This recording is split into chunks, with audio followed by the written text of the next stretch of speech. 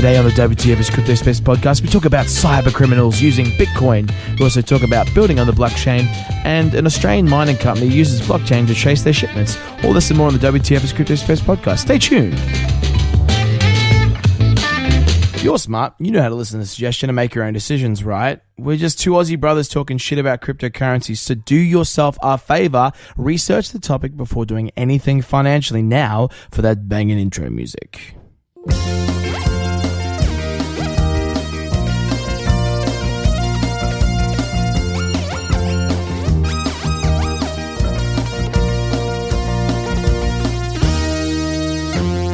Welcome to WTF is CryptoSpace. I'm Brett. And I am Chad. This podcast is all about the crypto space. Shout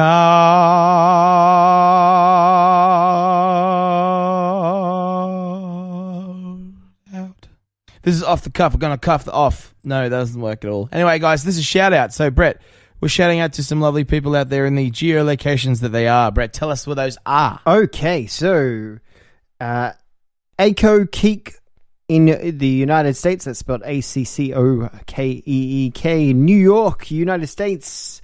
We got the Netherlands, we've got Australia, UK, United States, Toronto, Canada, Upper Coomera in Australia. Thanks, guys, for binge listening. Marshfield in the United States and Chicago, United States. Thank you guys so much for listening to us and telling all your mates and friends.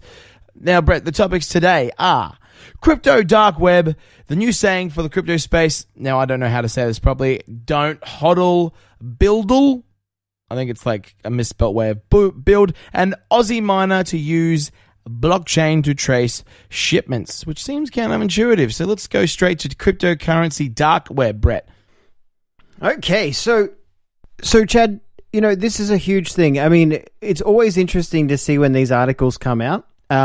It's always a good indication. So there's about 4 or 5 in the last month that have all come out with this negative sort of spin on crypto. It's always a good sign that we have a bit of an uptick heading back into the crypto space. So that's always a good sign. Chad was showing me one a little bit earlier that was a bit tough. They're blaming cryptos for all sorts of things that the US dollar has been responsible for years.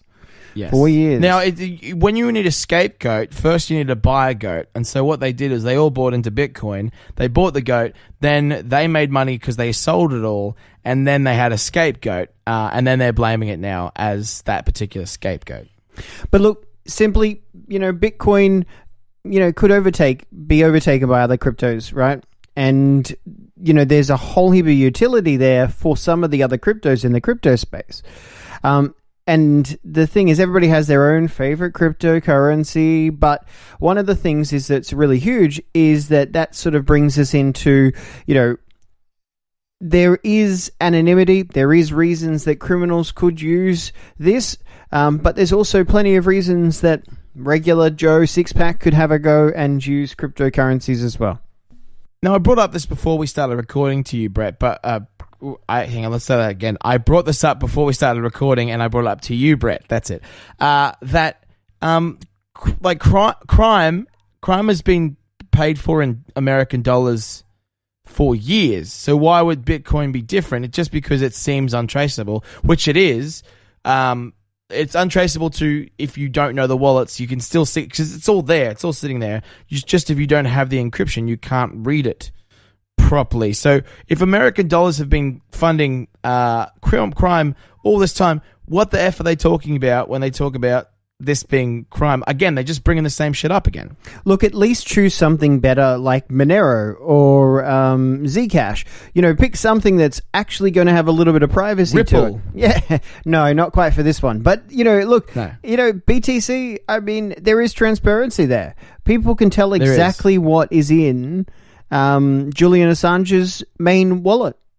You know, So why would I be using this for this sort of thing? And the other thing about this is this. What we forget is we just did a little quiz for a show that is coming up in the next couple of weeks. Ah, yeah, well done, Chad. Yeah, thank you very much. We just did a quiz for those guys at Jock vs Nerd for Ice Cream Social. Hello to anyone who's listening on Ice Cream Social. Welcome. But we talked about how many cryptocurrencies. Now the thing is everyone's all about Bitcoin. That's cool because it's the most it went up the most, and it went up the most amount of money, not percentage wise, just the amount of money.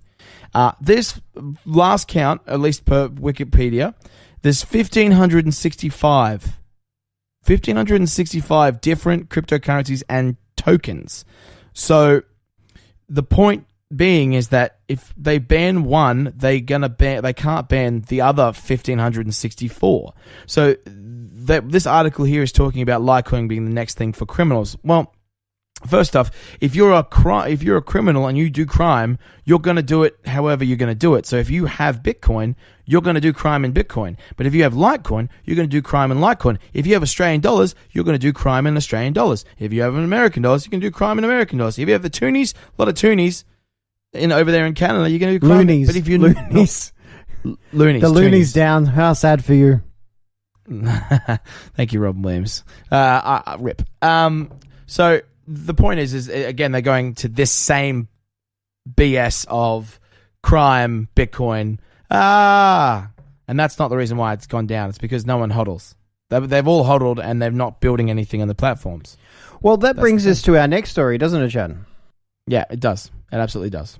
The next story is don't hodl. It's BUIDL. Build. Look, this is a great opportunity now for us to take stock in the crypto space. I mean, there is not enough engineers or not enough programmers with all of the skills that are required to build out the crypto infrastructure. Absolutely. And the fact that this is done just on the backs of some real great engineers / nerds and not done in a formal way, it's going to go much slower, and that's why we want to encourage people that know how to do stuff on Python or know how to do Java or whatever. If you want to do something for your crypto, the best thing is to start building now. We're at that stage, aren't we, Brett? Absolutely. You know, everybody's gone, we've put out this roadmap. Great. We put out this white paper, and we're really, really excited. And is that coming around anytime soon? Are you going to deliver on any of those deliverables? Hey, we've gone from the whole dot-com boom approach, right? You got to look at this. I mean, this is the thing. Back in the 1990s, we had the dot-com boom, and hey, if you had a dot-com website, man, were you just a multi-million-dollar company. People will be throwing all sorts of money. People were throwing huge bucks at people just because they had a website. It was just huge. Yes. I can't stress how similar some of these emotions are to that time period when people were saying, I've got a .com and I'm on the web. Now that all sounds really funny and anecdotal to us now, but back then people didn't know what that was about, what the web was about. So what they would do is they would just throw money at these investment opportunities, hoping to strike it rich. And the thing is we've come up the other side, and I have a .com. You have a .com. Everyone has a bloody .com. Chad, so we have more than one .com. See, this is the thing, right? People have more than one website. Yes. You alone have several. But the thing is that, this is the thing, is that people are looking at it as being, now it's just a commodity. You get it for $10 and that's it. You got it for a year, So, or 99 cents you can buy a .com from. But then there's there's no idea whether or not that company actually has any value, okay? So this time period, you've gone, okay, no problem. So everybody's throwing their money at ICOs, etc., and people are really excited about, possible cash flow opportunities, but we're just investing in the infrastructure stage. Now, my point here is that I think we're actually even further along in this particular place. Supposedly the bubble burst. And look, let's be straightforward. Money, the Bitcoin went up to an exorbitant amount of money because everyone got super excited, right? And it supposedly burst, inverted commas, no one can see what I'm doing, inverted commas, right? But we're actually ahead of the 8 ball. We're even further than we were before the time it burst. We're even further along money-wise. So Bitcoin was like $4,000. It went to $20,000, and then it's gone back down to $8,000-9,000. It's still sitting around that place. So the fact that we've doubled the money, even though the volatility and the very visceral volatility, 2 V's there, Brett, alliteration, the visceral volatility, we still are up double what it was. And that's just Bitcoin. There's other ones that are still up 500% that were at the start of 2017, they were at what, like 5, like Litecoin is still at the 200 and something. It's still 400% up than it was at the start of 2017. What bubble has burst other than the idea that this is happening and that it went up and people lost money and they came back down? The thing is about this is the money still, if you kept your money in there and you weren't a dickhead, then you still have double your money. Am I right, Brett? Absolutely. So what bubble? What bubble? What bubble? We're not at a children's party, is what I'm saying. Is that There's like no bubbles is that like Charterboat? What Charterboat? No, I felt like if you're at a child's party, you'll see a bunch of bubbles. There's more bubbles at a child's party than there is in the freaking crypto space. Let's be straightforward and honest right now. But look, people had to go at the ICOs, okay? And that was a great opportunity. However, there's going to be more securitized assets coming out in the crypto space. But look, I can't stress enough, the blockchain technology and the crypto space is where there are future career and job opportunities. And so the thing is, if it's about looking at coding now and then looking at yourself going, okay, what do I need to know about to get into the crypto space, because these are the future programmers. And the thing is even as we've come forward, we are seeing more kids getting involved in programming. Now, aside from crypto space, the computers are something that we use from day to day. Kids are learning on Scratch at the moment, which is a way to program computers. That's entry level. If you have a child, the future is going to be programming. It's going to be maintenance of these machines and stuff like that. Now, I for one, welcome our computer overlords, our robot overlords. But the thing is if you are a programmer and you're not in this, we need you. We're calling you to come and make the value of these coins the actual value and utility value and put some stuff behind it. If you're a programmer, we got a son who's a programmer, some money in this. Let's be honest. And there's some Australian miner, there's some blockchain being used to trace shipments in an Aussie mining company. Yeah, look, I mean, the big thing is that, like any asset, I mean, this is where we're starting to look at utility opportunities. So this one just came out recently. It's about looking at actually tracking using RFD tags and using QR codes, but more importantly, then introducing the potential for smart contracts to help accompany each shipment, allowing the source ownership, quality, and weight to be checked and tracked along the supply chain, right? Because you're picking up dirt from the middle of nowhere, and then you have to ship it. And sometimes it goes abroad, sometimes it stays local, but it's about taking it from mine to market. Okay, so Hastings Technology Metals, definitely a company that I would be looking at, guys. Say that one more time for everyone. Say it for everyone again. Sorry, Chad. Hastings Technology Metals. Write that down on Google. They're in rare earth metals. They're on the ASX. You can have a look and check them out. But look, the important thing here is about all the additional information that's being able to be tracked. Now, one of the hard bits about being able to track this is that you can say, oh, well, is it really being backed? Is something being actually on the blockchain? Okay, so can we actually have that asset on the blockchain? Well, no. You may not have the asset on the blockchain because it's still a physical asset, but what you can do is use 2 or 3 different technologies in sync with each other to be able to verify the movement of that asset. And they're saying that this is not going to alleviate the shipment going missing, but what it is going to do is going to be able to check and backtrack between where it was, where it started, where it hit, all the marks it hit along the way, and then figure out where it went missing or what went wrong or who intercepted it, which is a lot better than someone's on the back of a truck, they pull over, they stop them with a gun, they get out, they take the stuff, and they just bolt. And there's no in between this place and this place. So yeah, but look, I mean, it adds a couple of other elements, Chad. I mean, this is a huge game changer for supply chain management, right? Yes. So the idea is with a new supply chain technology, and honestly, for people who are looking at the crypto space and looking at utility, there are 2-3 sectors that are really going to pop out. One, of course, is game tech, which is just going to be massive in the future. And another one is supply chain management, because these are real, actual utility for why we would use the technology. It's just like looking at, see, the hardest bit is crypto is all this new, it's something else. Like every other idea, it's been an adoption or an adaptation of things that we've done in the past. It's an evolution of money. It's an evolution of supply chain technology. So it's an evolution of how we share value in our community.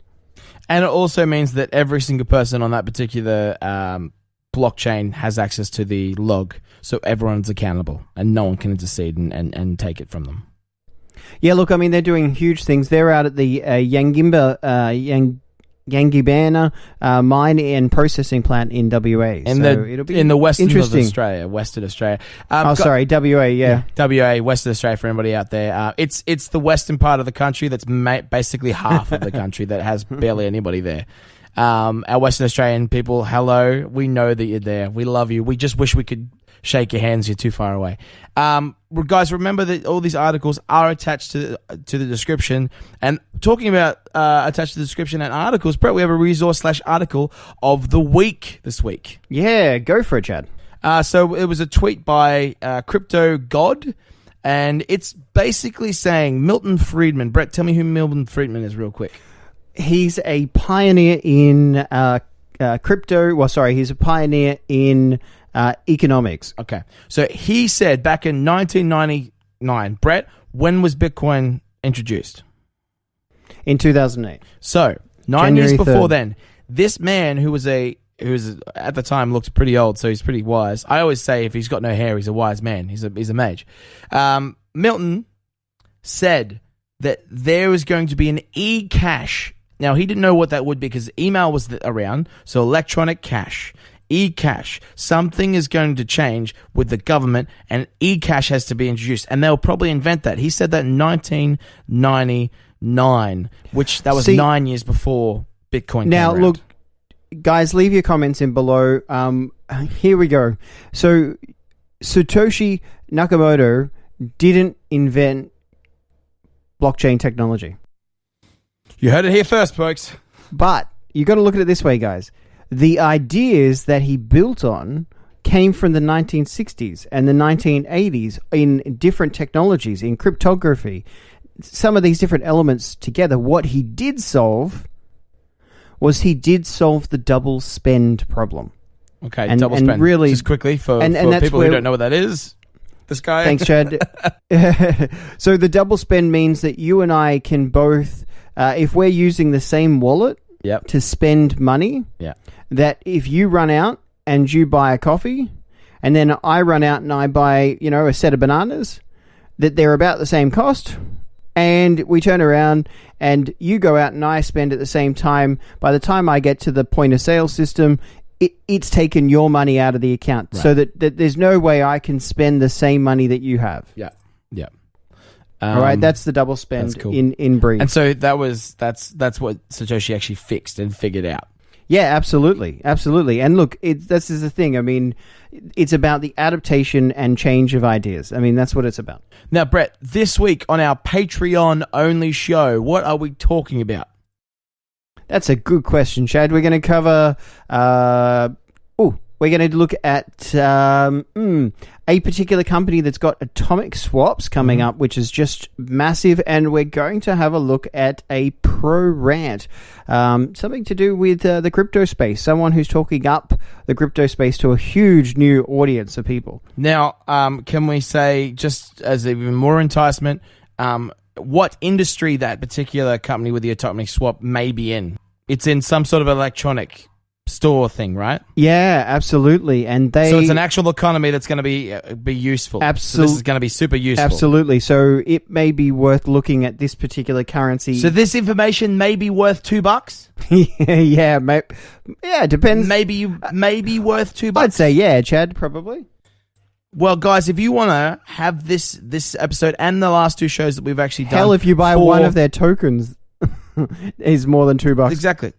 Exactly. It's half a cup of coffee in Australia, and I believe it's like a cup of coffee or 2 cups of coffee in America, or in a bottomless pit one at a diner. Guys, for $2 American, US, you can actually have that show and a bunch more. Go over to patreon.com/WTF CryptoSpace or search WTF CryptoSpace on Patreon. That's our Patreon over there. Guys, support us because we want to bring more content like this to you. And we're going to start a new series as of the first year of our anniversary, week 53 of this crazy podcasting brother experiment that we call the WTF is CryptoSpace podcast. We're going to start a new thing about explaining the value and what each cryptocurrency does. We're going to give that, we're going to spread that out over the next coming weeks. So that's going to be on Patreon as well. Thank you so much for listening, ladies and gentlemen. Like us once, comment twice, and comment in the chat below. Brett, we have a Twitter. WTF CryptoSpace. Brett, we have a Facebook group. CryptoSpace. Our website's up there and running. It's www.wtfcryptospace.com. You can also use that to follow through to the Patreon. Thank you so much for listening. Also, subscribe to this podcast to get your weekly update from us knuckleheads in your podcasting feed every Wednesday, 9 a.m. Australian Eastern Standard Time. But until next time, I'm Chad. And I'm Brett. Let's get excited about the crypto space. The transition has begun. Do do do do do do do do.